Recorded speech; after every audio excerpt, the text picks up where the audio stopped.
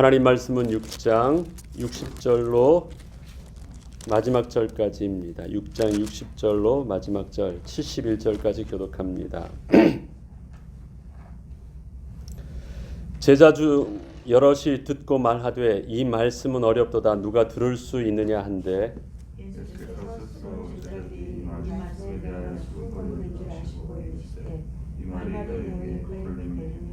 그러면 너희는 인자가 이전에 있던 곳으로 올라가는 것을 본다면 어떻게 하겠느냐?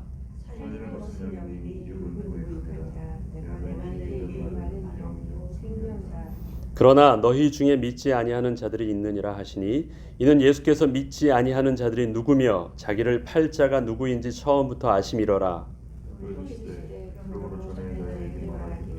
내 아버지께서 우리하여 주지 아니하시며 누구든지 내게 오를 수 없다고 하느니라. 그때부터 그의 제자 중에서 많은 사람이 떠나가고 다시 그와 함께 다니지 아니하더라.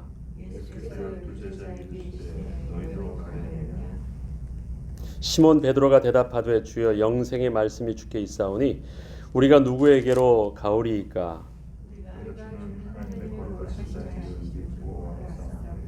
예수께서 대답하시되 내가 너희 12를 택하지 아니하였느냐? 그러나 너희 중에 한 사람은 마귀니라 하시니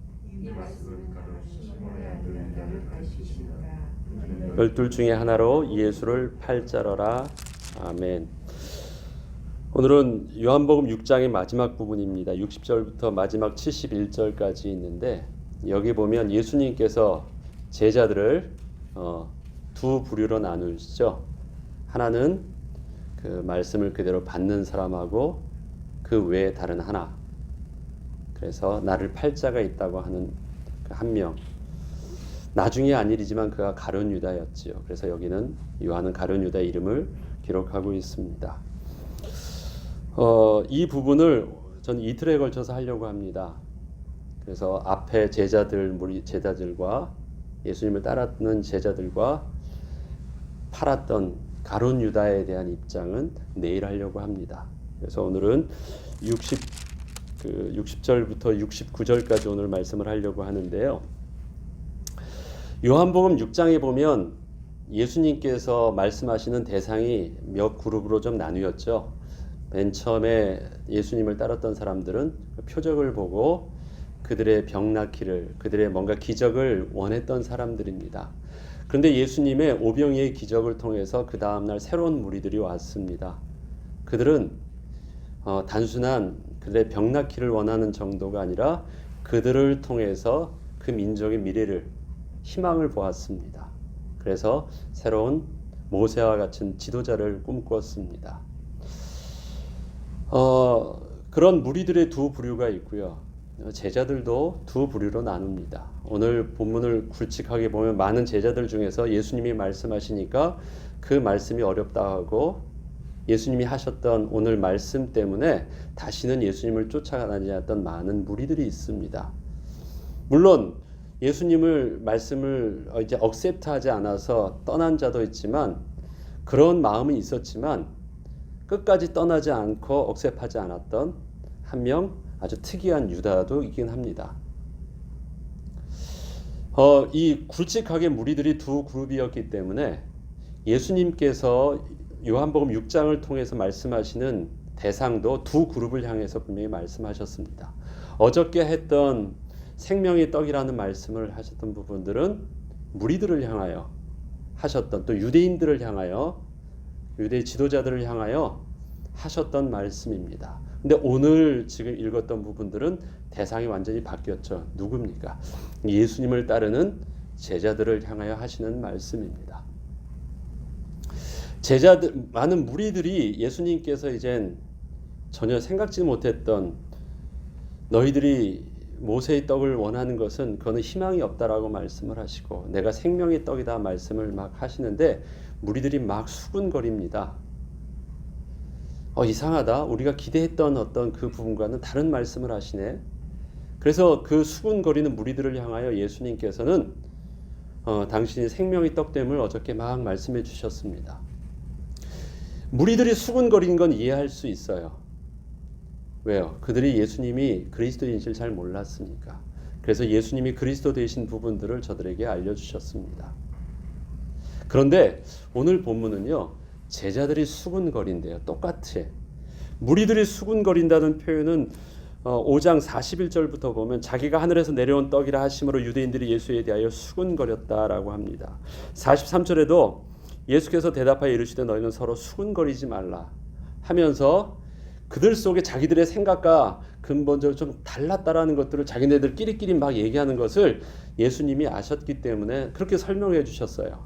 근데 오늘 보니까 여기서 61절 보면요, 예수께서 스스로 제자들이 이 말씀에 대하여 수군거리는 줄 아시고 이르되 이 말이 너에게 걸림돌이 되느냐 하는데 똑같은 수군거림이 제자들에게도 있는 거예요. 예수님께 감히 뭐라고 말은 못하는데요, 자기네들끼리는 이것이 offend 됐다, 걸림돌이 됐대요. 뭔가 막힘이 됐대요. 거스림이 된대요. 왜 거스림이 됐을까요? 이것도 한번 생각해 보면 조금 제자들과 무리들의 입장이 분명히 다른 것을 우리는 알 수 있습니다. 왜냐하면 무리들은 표적을 보고 따른 사람들입니다. 그러니까 예수님이 정확하게 누군지 몰라요. 직접 표적에 체험을 했거나 그 소문을 들었던 사람이기 때문에 예수님의 본질을 모르고 아무튼 기대되는 바를 가지고 왔는데 예수님께서 그런 거 아니다라고 말하니까 뭐 수군거릴 수 있어요. 우리의 생각과 소문과 좀 다르네 라고 말할 수 있어요. 그러나 제자들은 예수님과 만남의 그 출발이 처음부터 다릅니다. 표적과 기적을 보고 모인 자들이 아니에요. 요한복음 앞쪽에서도 보면 제자들과 예수님과의 만남이 있죠. 정확하게 예수님께서 직접 그들을 만나셨고 그들과 대화하셨고 그들에게 설명해 주었을 때 그들이 예수가 그리스도이심을 고백했던 자들이 따랐습니다. 그게 제자들이었어요.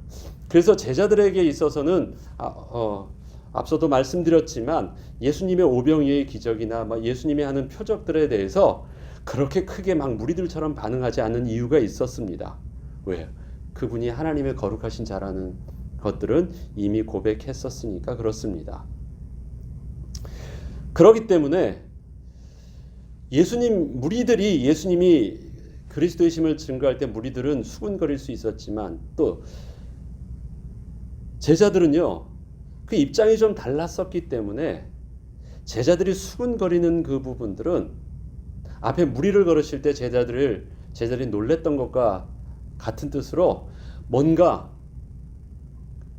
좀 다른 의미가 있습니다. 그들은 예수께서 그리스도 되심을 인정하는 사람들입니다. 그런데 그들이 수군거리기 시작해요.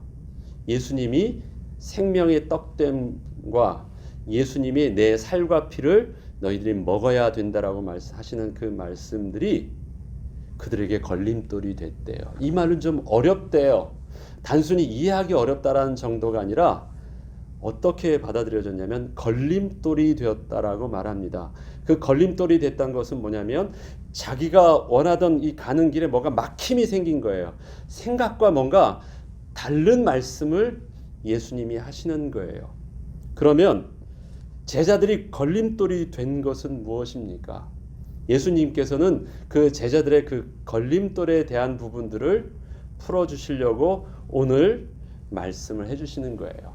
무리들의 수군거림과 제자들의 수군거림은 근본적으로 다른 것이 있습니다. 무리들은 단순히 떡만을 원해서 그 떡을 얻기를 원했습니다. 누군지 상관없어. 내가 원하는 것 얻기만 하면 돼요. 그러나 그들을 통해서 당신이 그리스도 되신 비밀을 말씀해 주셨는데 무리들은 이미 그리스도 되심은 압니다. 그리고 예수님께서 그 기적을 하셨던 부분들을 통해서 그들이 마치 예수가 그리스도 되셨던 부분들을 그분의 그 기적을 통해서 확신할 수 있었고 계속 확인해 나갈 수 있었어요. 역시 맞아. 그분이 그리스도 되시면 맞지. 그러면 아무 문제가 없었어요. 그런데 예수님께서 내 살과 피를 먹어야 된다라는 그 말들은요, 전혀 다른 의미로 쓰고 있는 것을 그들이 보게 됩니다. 지금부터 제자들에게 있어서 문제는 무엇이었냐면 예수님이 그리스도시냐 아니냐, 인정하느냐 인정하지 않느냐, 뭐 이런 문제가 아니에요. 무슨 문제죠? 본격적으로 이때서부터 예수님께서 그리스도의 사역을 어떤 식으로 하는 것이 이 땅에서 당신이 그리스도로서 행하시는 사역인지에 대한 사역에 대한 방식을 말씀하시는 거예요. 그리스도 되심을 인정하는데 사역에 대한 실질적인 고민들을 제자들이 하게 된 거예요. 근데 예수님의 그 그리스도에 대한 그 역할을 하시는 방식이 무엇이었어요? 그들이 생각했던 방식과 전혀 반대되는 방식이었습니다. 그들에게 있어서 주님 하나님께서 구약에 하나님의 사람으로 기름 부음 받은 자로 쓰임 받았던 자들이 있었죠. 모세, 사무엘, 다윗, 엘리야, 뭐 이와 같은 사람들은 하나님께서 하나님의 임재하심 속에서 강권적인 역사와 주권을 통해서 하나님의 능력을 선포하셨고 이스라엘 백성들을 하나님께로 오게 하셨고 이스라엘 백성들에게 하나님의 엄중한 말씀을 증거하기도 하셨고 율법을 통해서 그들을 가르치기도 하셨습니다. 그런데 그들에게 있어서의 그 리더십은 어떤 것이었습니까? 뭔가 승리와 정복의 리더십입니다. 힘 있는 리더십입니다. 예수님께서 그리스도의 사역, 저들이 행하였던 어떤 그리스도로서의 하나님의 사람으로서의 사역들은 무엇이었습니까? 정복과 승리, 앞장서서 이끄는 리더십이었습니다. 그런데 예수님께서는 지금 어떻게 말씀하십니까? 하나님께로 오게 하고 하나님의 축복의 영생을 받게 하고 하는데 그것은 죽음의 리더십이에요. 십자가의 리더십이에요. 정반대를 말하고 있는 거예요. 여기서 그들이 갑자기 뻥 하고 한 대 맞은 것처럼 느껴지기 시작한 것입니다. 수군거리기 시작해서 그리스도를 위해 하나님의 보내신 거룩한 자로서는 부인하지 않아요. 근데 어떻게 그 일을 이루시냐라는 것들이 그동안 하나님께서 보내셨던 사람들을 통하여 사용하셨던 방식과는요 전혀 다른 방식을 말씀하시는 거예요. 얼마나 놀라겠습니까? 네. 요한의 형제와 더불어 꿈꾸었던 예수님이 주인 되신 하나님 나라의 모습이었죠. 그래서 예수님께서 왕으로 세워주실 때 하나는 좌편에 하나는 우편에 하나님의 영광으로 들어설 때 우리들도 제자들도 그 영광 가운데 동참해야 되는 부분들을 요한뿐만 아니라 모든 제자들이 그렇게 꿈꿨습니다. 그런데 지금 예수님께서 하시는 그 말씀은 그러한 정복과 승리의 리더십이 아니라 어떤 죽음과 십자가의 리더십, 희생의 리더십은 정반대되는 개념이었기 때문에 그들이 당황하기 시작한 것입니다. 리더가 없는 개혁이 이루어질 수 있어요? 왕이 없어지면 끝나는 것 아닙니까? 그분이 계셔야지 그 다음에 뭐가 이렇게 되는데 그래서 그분을 계속 따라서 뭘 이렇게 나가야 되는데 그분이 죽으신대요. 없어지셔야 된대요. 그러니까 갑자기 구심점이 없어지고 그분을 중심으로 생각했던 어떤 하나님 나라의 모델이 막 이제 혼란이 오기 시작한 것입니다. 예수님의 역할의 이미지가 바뀌고 나니 저들은 어떻게 그 바뀌신 예수님의 이미지의 그 이미지 속에서 자기들의 모습을 그 다음에 규정해야 되는지 혼란스럽기 짝이 없습니다. 제자들입니다. 자, 리더가 자신의 죽음으로 하나님의 뜻을 이루는 것이라면 그 제자들도 죽음으로 리더의 뜻을 이루는데 함께 해야 되는 것이죠. 제자들은 예수님의 뜻을 따라 예수님과 함께 그 뜻을 이루고자 하는 자들이었습니다. 예수님이 무리들에게 자신의 죽음을 통하여 또 이 땅을 저들을 살릴 수 있음을 말씀하셨다면 제자들도 결국은 그 끝이 어떻게 된다는 말이에요? 예수님과 함께 죽는다는 것 아닙니까? 예수님이 왕이 되는 것이라면 예수님과 함께 왕의 영광을 누릴 수 있는 것이겠지만, 예수님이 죽는 것이라면 예수님과 함께 죽음으로 함께하는 것입니다. 그게 제자들이에요. 예수님을 따라서 예수님의 뜻에 동조했다라는 것이니까. 그런데 제자들이 기대했던 것은 예수님과 함께 영광을 누리는 것이었지 함께 죽는 것은 아니었습니다. 그리스도의 역할을 그들은 십자가의 대속의 죽음이라고는 상상을 못하고 있었습니다. 그분이 이 땅의 왕이 되어주셔서, 왕이 되는 방법이야 좀 세상이 요구하는 어떤 방법과는 다를 수 있겠지만 결국은 무엇이에요? 왕이 되어져서 그 가운데서 주님이 다스리는 하나님 나라를 꿈꿨고, 우리는 그의 제자로 끝까지 섬기다가 주님의 영광 가운데 가장 존귀한 자로 우리들도 주님을 섬기는 그런 나라를 꿈꿨는데, 주님도 죽으시고 그와 함께 우리들도 같이 그의 뜻을 이루기 위한 죽음으로 맞춰야 된다는 모습이 막 그려지는 거예요. 예수님이 자꾸 죽이신다라는 말들은요, 그 예수님의 죽음뿐만 아니라 바로 자기에게서도 그것과 매치하려고 그러니까 너무 혼란스러운 거예요. 영 재미가 없어요. 그 가운데 꿈꿨던 그 영광이 보이지 않기 시작해요. 제자들이 수군거리기 시작한 것은 비로소 예수님이 그리스도 사역의 그 방식을 보았기 때문입니다. 그리스도냐 아니냐라는 문제가 아니었어요. 그 그리스도란 사역의 방식이 그동안 그들이 구약에서 보았던 그 사역의 방식과는 근본적으로 다른 방식이라는 사실들을 그들이 조금씩 눈치채기 시작했습니다요. 그들의 말로 이렇게 한번 표현해 보죠. 죽는다고요? 아니, 없어지는 것이라고요? 그렇다면 다 끝나는 거 아닙니까? 그건 아닙니다. 그건 우리들이 꿈꾸던 하나님 나라의 모델이 아닙니다. 제자들이 수군거리기 시작합니다. 막 그들끼리 수군거릴 때 예수님이 이렇게 말씀하시죠. 그래? 그럼 만약에 한번 생각해 보자. 인자가 하나님이 보내셨던 곳으로, 이전에 있던 곳으로 올라가는 것을 너희들이 본다면 너희들은 어떻게 하겠느냐? 예수님이 이 땅에 하나님이 보내셔서 오셨어요. 그것은 무엇입니까? 태어나심이에요. 하나님이 계신 곳으로 그분이 가세요. 그러면 그분이 없는 것이요 죽음입니다. 그렇죠? 어떤 방식으로 죽든 뭐 상관없어요. 일단은 이곳에 계신 하나님이, 예수님이 이제 다시 하나님께서 부르셔서 가게 계셔서 없다고 생각하면 너희들 어떻게 하겠느냐? 즉 정말 너희 곁에 있지 않고 하나님께 가게 된다면, 조금 더 극단적으로 하면 그 인자가 죽는다면 너희는 그 다음에 어떻게 하겠느냐? 제자들이 이렇게 되면 멘붕에 빠지는 거예요. 아니, 그러면 안 돼요. 주님 가시면 안 돼요. 주와 함께 죽을지라도 주님 절대 못 죽습니다. 우리가 주님 생명을 걸고 막겠습니다.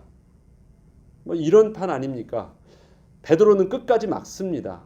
왜? 주님이 계셔야지 그 다음에 주님과 더불어 함께 꿈꾸는 그 어떤 것을 기대할 수 있지, 그 구심점이 없어지면 모든 것은 다 끝나는 것이기 때문에 그렇습니다.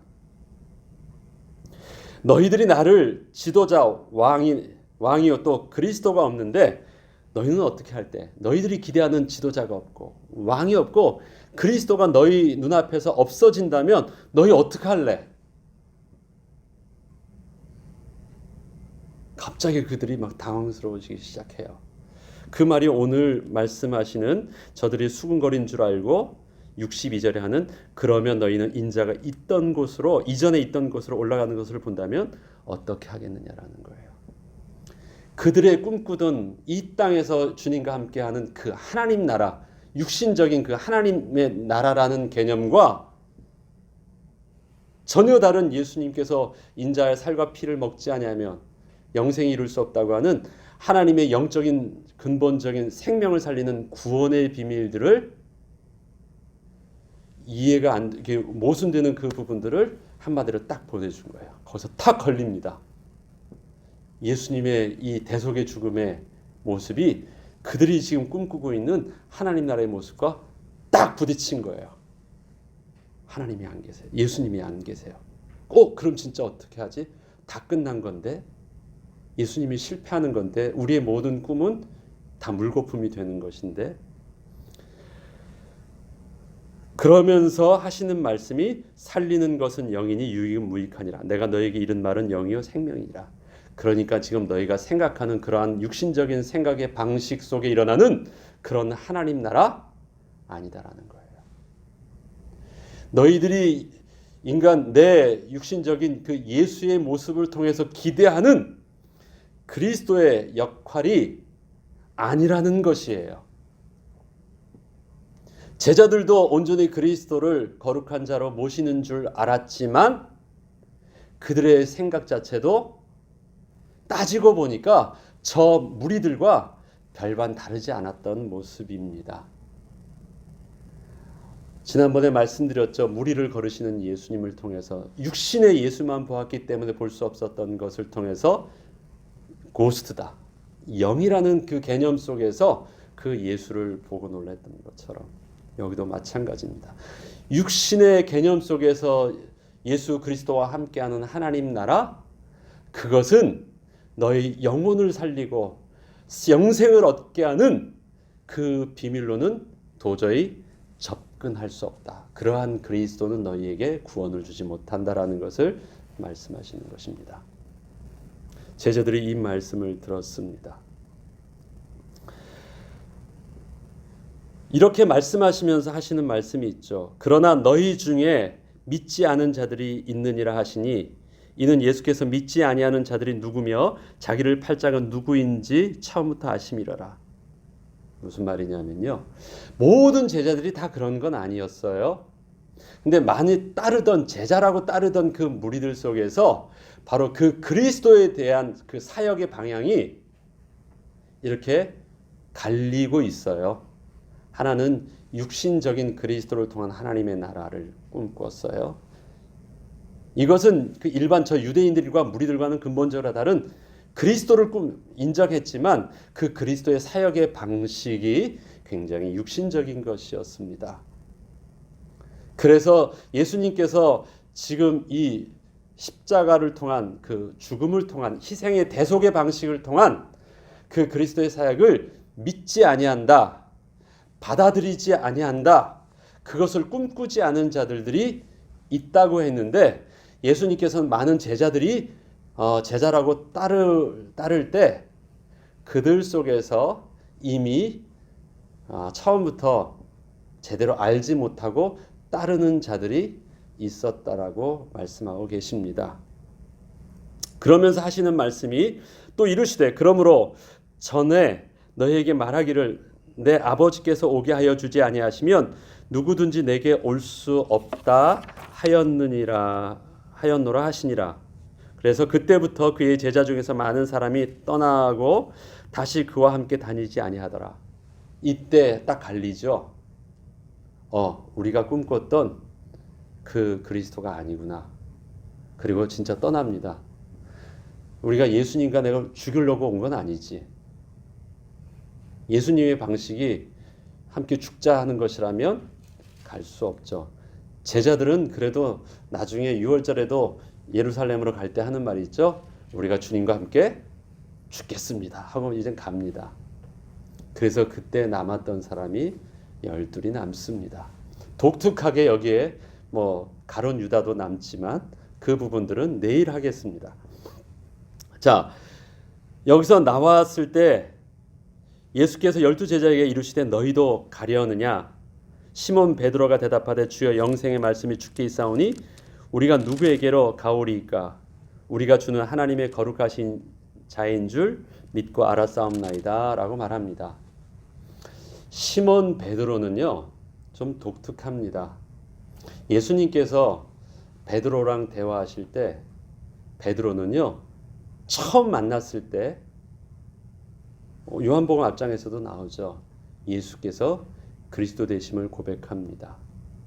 여기서도 보면 주의 영생의 말씀이 여기 계심이 하면서 앞장서서 예수의 그리스도 되심을 고백합니다. 그리고 사람들이 너희를 나를 누구냐라고 할 때, 너희는 나를 누구냐라고 물을 때 베드로가 앞장서서 주는 그리스도셔 살아계신 하나님의 아들이십니다라고 고백합니다. 그런데 그렇게 고백하는 베드로를 향하여 계속해서 예수님이 하시는 말씀이 있습니다.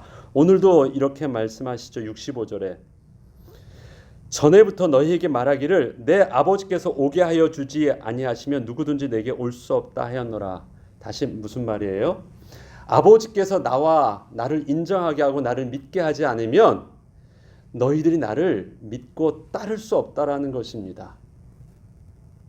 제자라고 따랐지만 그 중에 아버지께서 부르신 제자가 있고요. 그냥 그들이 예수님에 대해서 그들이 원하는 것을 기대해서 붙은 제자들이 있었는데 아버지께서 오게 하신 자가 아닌 그 제자들이 떠나갔다라는 것입니다. 그 가운데 있는 사람이 12제자였고 그 가운데 앞장서서 그것을 온전하게 고백하고 있는 자가 베드로입니다. 마태복음 16장에 주는 그리스도시여라며 고백했던 베드로에게서도 이것을 너에게 알게 한 이는 혈과 육이 아니요 하늘에 계신 내 아버지께서 성령께서 하게 하셨음을 베드로에게 인식시켜 주셨습니다. 이 말은 무엇입니까? 베드로의 인격과 지적 수준과 의지와 그에 가지고 있는 성품을 가지고서는요 예수를 그리스도로 고백하고 섬기며 따를 수 없다라는 것을 말씀해 주셨습니다.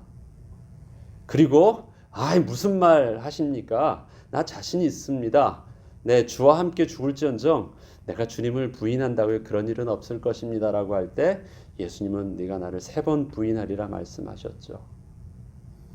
그 일들이 당장 일어나기 시작합니다. 제일 먼저 베드로를 통해서 일어났던 첫 번째 베드로의 베드로다운 모습은 무엇이었습니까? 칼을 빼드는 것이었습니다. 그리고 막는 것이었습니다. 그것은 어떤 예수예요? 십자가의 예수를 그가 만나는 것이 아닙니다. 왕의 예수를, 육신적인 예수를 말합니다. 그 예수 그리스도를 그의 인격을 가지고서는 어떻게 합니까? 배반하고 부인하고 저주하고입니다. 그것이 바로 베드로의 모습입니다. 베드로의 베드로된 그 인격과 그의 육신의 죄성이 있는 베드로의 진짜 모습입니다. 그 전에 예수를 주로 고백하였던 그리고 따랐던 그 모습은 베드로의 모습이 아닙니다. 그게 바로 너와 함께 하셔서 너를 나에게 있게 하시는 하나님의 은혜가 너와 함께 하는 거야. 이 사실들을 베드로가 언제 알게 되죠? 예수님을 부인하고 나니까.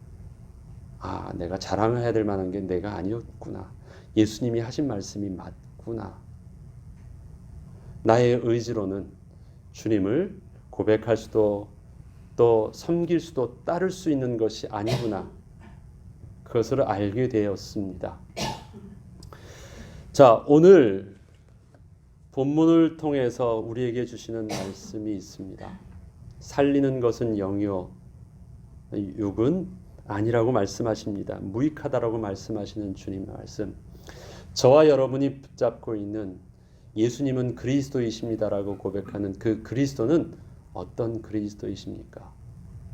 모든 문제 해결자 되니까 그 그리스도가 예수 그리스도 이름으로 기도하면 가정의 문제도 해결되어지고 자녀의 문제도 해결되어지고 그 다음에 모든 저주도 떠나가고 그 다음에 이제 우리 집에 불행도 없고 이런 해결되지 않았던 문제가 내가 예수를 믿고 나니까 고생 끝 행복 시작되었던 어떤 그런 육신의 저주로부터 해방되는 그리스도이십니까? 하나님이 우리에게 주신 이 땅의 평화와 은혜는 분명히 있습니다만 그 비밀들은 영적인 축복 안에서 드러나는 열매일 뿐이지 그것이 그리스도의 본질이 아닌 것이지 않습니까? 제자들은 그 그리스도를 처음에 맞이했어요. 그리고 모셨어요. 그러나 예수님은 너 그러한 예수를 너의 마음에 모시고 주인으로 모시고 섬기고 따르면 그 그리스도 안에서 너의 구원은 없어 라고 말씀하시는 것입니다. 그리고 어떤 그리스도, 십자가에 못 박힌 예수 그리스도를 살아계신 하나님의 아들로 그리스도로 고백하는 그 자가 진정한 그리스도의 제자가 될 수 있고 제자의 비밀을 누릴 수 있다라고 말씀하십니다. 결국 그리하여서 이 남았던 제자들은 그들의 마지막이 어떻게 됐죠? 진짜 제자답게 죽었죠. 다 그리스도와 함께 다 동일하게 순교당했습니다. 이것을 누구보다 더 잘 알았던 베드로는 그 기독교의 역사의 전설 속에는 어떻습니까? 그 예수님의 십자가를 오히려 자기는 거꾸로 매달려야 된다라는 십자가가 어떤 것인지를 더 잘 알았다라는 것이죠. 그래서 많은 무리들은 다 떠나갔지만 제자들도 사실은 부활하신 후 성령 하나님께서 깨닫게 하기 전까지는 그 의미를 다 몰라서 막 도망가기도 했었지만 그래도 12명이 남게 하셨던 것은 하나님의 은혜였어요. 성령께서 붙들어준 택하심의 은혜였습니다. 뭔지 몰라서 우리도 주님과 죽으러 갑시다 라면서 했을 때도 사실은 그 의미가 다 뭔지는 몰랐어요. 그래서 진짜 일이 벌어졌을 때 도망갈 수밖에 없었지만 부활하신 후 성령 하나님께서 오셔서 그 그리스도의 의미가 십자가의 비밀이 무엇인 줄 알았을 때 그들은 온전히 그것이 은혜였음을 깨닫고 어떻게 합니까? 동일하게 전부 다 다시 예루살렘으로 모이고 그들은 예수와 함께 순교의 길을 다 갔었습니다. 예수님의 은혜였습니다. 우리에게도 주시는 동일한 은혜를 통해서 제자로 고백하시는 하나님의 은혜가 있습니다. 내일은 그 가운데서 또 하나 예외로 있었던 또 주님께서 특별하게 말씀하시고 있는 다는 아니라고 하는 그 또 마귀라고까지 표현하는 유다의 모습, 마귀가 어떻게 유다를 통해서 그리스도를 넘어뜨리게 하고 또 어떻게 마귀의 사단의 전략이 그리스도의 제자들을 통해서 나타나는지를 내일도 계속해서 볼 수 있도록 하겠습니다. 주기도문으로 마치겠습니다.